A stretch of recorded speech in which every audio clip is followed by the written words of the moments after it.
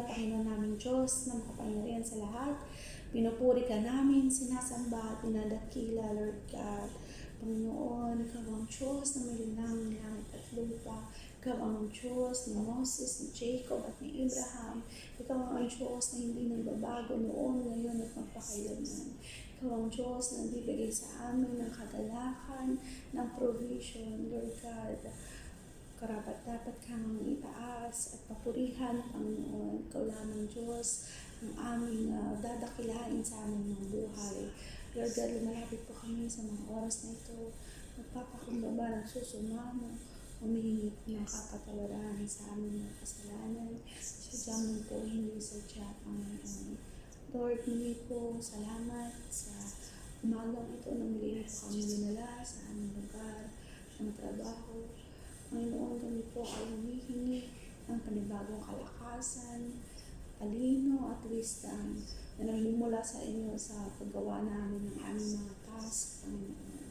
Your divine protection upon this place, Panginoon.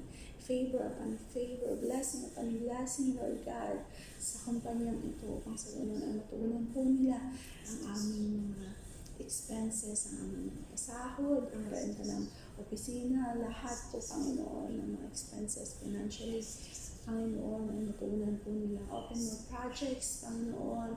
Close more deals ng mga contracts, Panginoon. At ilapit niyo po ang mga supplier na kakailangan po nila sa kanilang pag-supply sa mga mako-close nilang projects, Panginoon. And we keep praying po, Panginoon, sa mga kasamahan po namin. Lord God, alisin niyo po anumang espiritu ng pagkabagot, espiritu ng pagkakasakit, espiritu ng hindi magandang komunikasyon sa isa't isa. Lord God, be your unity and love upon us, Panginoon. And we keep praying din po sa bansang Qatar, Lord God. Salamat po sa kapayapaan na natatamasa po namin ngayon.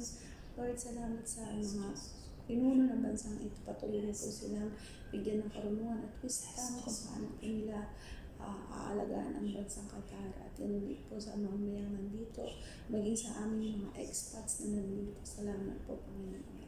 And we keep praying din po sa bansang Pilipinas, sa mga lugar, Lord, na nakakaranas ng pagbaha, mga apektado, Lord God, ng tuloy-tuloy na pag-ulan. Lord, Ikaw po ang kumilos sa kanila. Be your comfort upon them, Panginoon, na wala po mga pinsala pang mga kagamitan, pananim, Lord God. At Ikaw po ang mag-provide ng kanilang pangailangan, Panginoon, supply ng mga goods na kailangan po nila. Salamat po, Ama. Dalangin po namin ang aming pamilya, ang aming mga mahal sa buhay, Lord God. Ingatan niyo po sila kung gaano niyo po kami iningatan. Ay ganun din po sa kanila.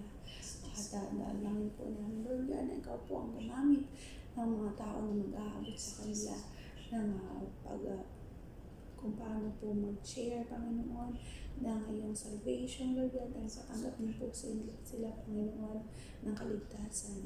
Salamat po, Ama. Ito po ang aming dalangin sa pangalan namin, Panginoon Jesus. Amen. Amen. Hallelujah. Thank you, Lord.